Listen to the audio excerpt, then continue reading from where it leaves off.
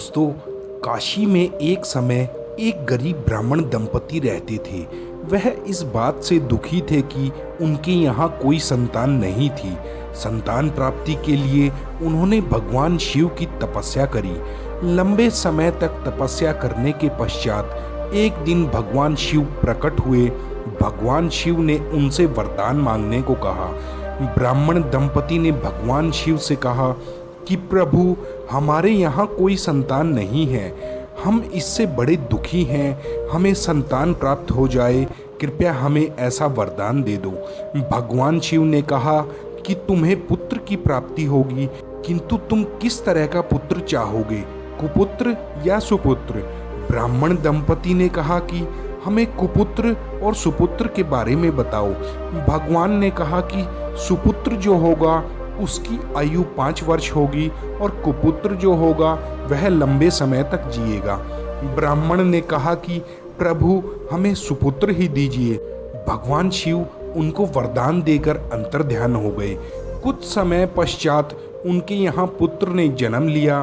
पुत्र प्राप्ति पर ब्राह्मण दंपति बड़े प्रसन्न हुए, किंतु उन्हें यह इस बात का दुख भी था कि बालक की आयु केवल 5 वर्ष है। इस बात से वह बड़े दुखी थे। समय बीतता गया। एक दिन ब्राह्मण गुरुदेव के पास आए और जाकर कहा कि हमारे बालक की आयु के कुछ ही दिन बचे हैं, हम क्या करें, कृपया हमें बताएं। गुरुदेव ने उनसे कहा कि तुम बालक से सभी के चरणों की वंदना करने को कहो, कोई ना कोई रास्ता जरूर निकल आएगा। ब्राह्मण दंपति ने ऐसा ही किया। उस बालक से सभी के चरणों की वंदना करवाने लगे। संयोग से उनके यहाँ एक दिन सप्तऋषियों का आगमन हुआ। सप्तऋषियों को ब्राह्मण दंपति ने दंडवत प्रणाम किया और अपने बालक से भी दंडवत प्रणाम करवाया। सप्तऋषियों ने उस बालक को चिरंजीवी होने का वरदान दे दिया। ब्राह्मण ने कहा, हे मुनीश्वरों, आपने इसे चिरंजीवी होने का वरदान तो दे दिया, किंतु इसकी आयु में 3 दिन ही शेष रह गए हैं। यह बात सुनकर सप्तऋषि बड़े धर्म संकट में फंस गए। अब क्या किया जाए? वरदान तो दे दिया, सप्तऋषियों को अपनी प्रतिष्ठा का भी मान रखना था। उन्होंने ब्राह्मण देवता से कहा कि तुम एक काम करो, इस बालक को हमें कुछ दिन के लिए दे दो। ब्राह्मण ने भी अपना कठोर हृदय करते हुए अपना बालक सप्तऋषियों को सौंप दिया। अब सप्तऋषि उस बालक को लेकर नारद मुनि के पास पहुंचे। सप्तऋषियों ने नारद मुनि को प्रणाम किया और उस बालक से भी दंडवत प्रणाम करवाया। नारद मुनि ने भी उस बालक को चिरंजीवी होने का वरदान दे दिया। सप्तऋषि बढ़िया प्रसन्न हो रहे थे कि हमारी तरफ से तो यह बला टली, यदि हम झूठे हुए तो नारद जी को भी झूठा होना पड़ेगा। सप्तऋषियों ने नारद जी से कहा, महाराज, आपने इस बालक को चिरंजीवी होने का वरदान दिया है, किंतु इसकी आयु के 2 दिन शेष रह गए हैं। इतना सुनते ही नारद जी बोले, मैं तो इसे वरदान देकर फंस गया हूँ। सप्तऋषि बोले, इसी तरह नारद जी हम भी फंस गए थे, अब क्या किया जाए? चलो ब्रह्मा जी के पास चलते हैं। सप्तऋषि, नारद जी और वह बालक सब मिलकर ब्रह्मा जी के पास पहुँचे। सभी ने ब्रह्मा जी को प्रणाम किया। उस बालक ने भी दंडवत प्रणाम किया। ब्रह्मा जी ने भी उस बालक को चिरंजीवी होने का वरदान दे दिया।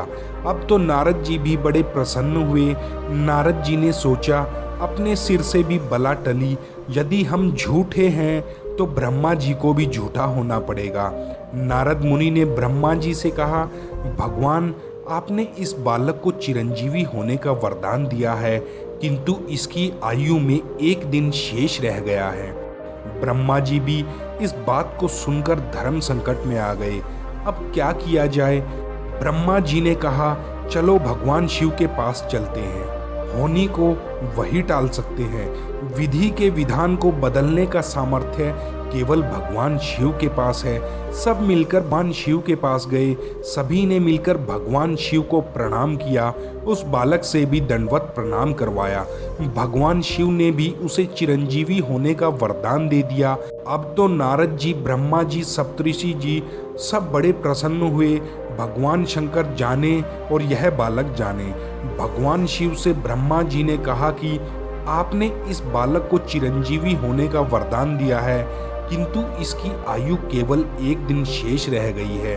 भगवान शिव ने कहा कि यह तो मेरे द्वारा ही दिया हुआ बालक है, मैंने ही इसे 5 वर्ष की आयु देकर भेजा था। अब तुम लोग जाओ और इस बालक को यहीं रहने दो। भगवान शिव की बातें सुनकर सभी वापस लौट आए।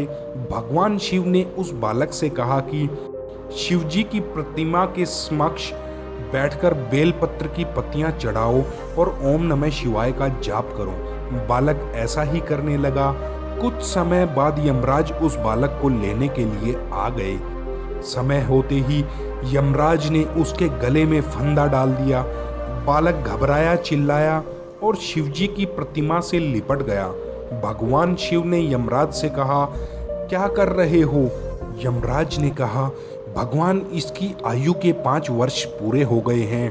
तब शिवजी बोले, इसे 5 वर्ष की आयु किसने दी थी? यमराज ने कहा, भगवान इसे आयु तो आप ही ने दी थी। भगवान शिव ने कहा कि इसके 5 वर्ष किन हिसाब से गिने जाएंगे? यमराज बोले, भगवान आप ही के हिसाब से गिने जाएंगे। भगवान शिव ने कहा, तो फिर गिनो। सतयुग, त्रेता, द्वापर और कलयुग, इन 4 युगों को मिलाकर एक कल्प बनता है और इस तरह 100 कल्प बीतने पर हमारा 1 दिन होता है। इस हिसाब से इसके वर्ष बनाओ। यमराज बोला, भगवान इसकी गिनती के अनुसार तो हमारे जैसे कई यमराज बदल जाएंगे, फिर भी इसके 5 वर्ष पूरे नहीं होंगे। भगवान शिव ने कहा कि बस तुम जाओ और इसे यहीं पर रहने दो। और भगवान शिव की कृपा से वही बालक मार्कंडेय मुनि के नाम से अजर अमर हुआ। तो दोस्तों, आपको वीडियो कैसी लगी कमेंट बॉक्स में ज़रूर बताना और दोस्तों चैनल को कृपया सब्सक्राइब करना। भगवान भोलेनाथ हम सब पर ऐसे ही कृपा बनाए रखें। जय भोलेनाथ।